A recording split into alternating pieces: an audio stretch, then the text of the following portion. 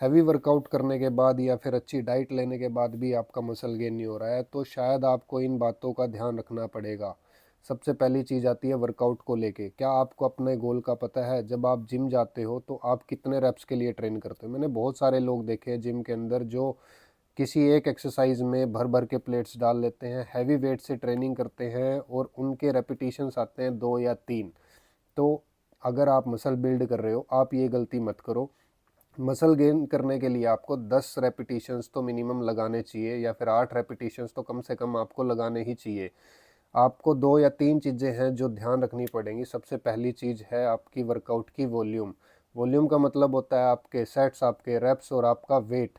तीनों को मल्टीप्लाई करोगे तो जो भी आपका आंसर आएगा, आपका वो वॉल्यूम होता है। और सेकंड चीज़ आती है आपका वर्कआउट का फ्रीक्वेंसी। आप कितनी बार एक वीक के अंदर उस मसल को ट्रेन करते हो? आप 2 बार करते हो या 3 बार करते हो?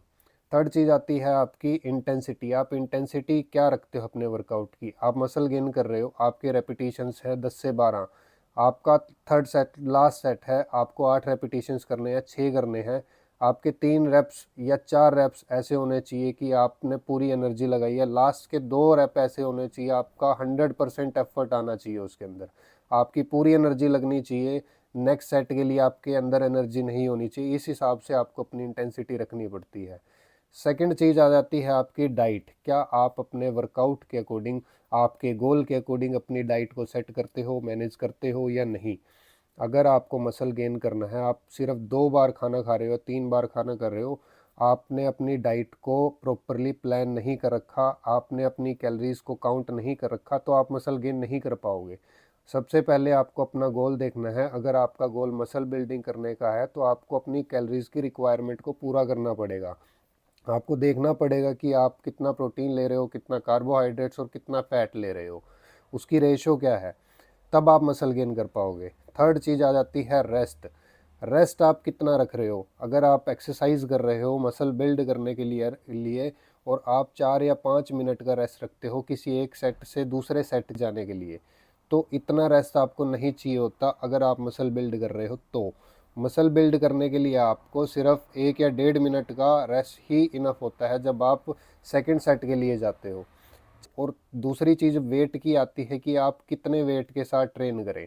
आपका जो रेप रेंज है 10 से 12 का, मान लो आपने पहला सेट 12 रेप से लगाया है, दूसरा सेट आप 10 रेप से लगाएंगे, तो आपने उतना ही वेट अपने लिए पिक करना है जिससे आप 8 रेप अच्छे से लगा सके या 10 रेप अच्छे से लगा सके। मान लो 6 रेप्स आपने लगाए, आखिरी के जो 2 रेप होंगे वो आप पूरी एनर्जी के साथ लगा सकेंगे। ऐसे आपने वेट पिक करना है।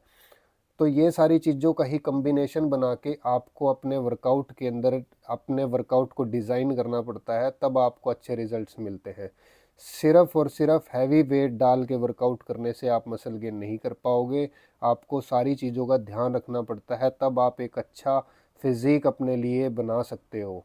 सिर्फ हैवी वेट करने से या फिर 4 से 5 घंटे वर्कआउट करने से आप मसल गेन नहीं कर पाओगे। मैंने बहुत सारे लोग देखे हैं जिम में जो 2 से 3 घंटे जिम में ही रहते हैं और उनको नहीं पता वो क्या कर रहे हैं। एक एक्सरसाइज के 5 5 6 6 सेट लगाते हैं, उसके बाद वो 7 से 8 एक्सरसाइज भी लगा रहे हैं। तो अगर आप ऐसे कर रहे हो तो आप एक मजदूरी ही कर रहे हो अपने लिए, आप वर्कआउट नहीं कर रहे हो। अगर वर्कआउट करना है तो प्रॉपर उसके लिए आपका प्लान होना चाहिए, आपकी डाइट प्लान होनी चाहिए, तब आप एक अच्छा फिज़िक बना सकते हो अपने लिए। अच्छा गोल आपका जो है आप उसको अचीव कर सकते हो। अगर वीडियो अच्छी लगी हो तो लाइक शेयर कमेंट कर देना। Thank you so much.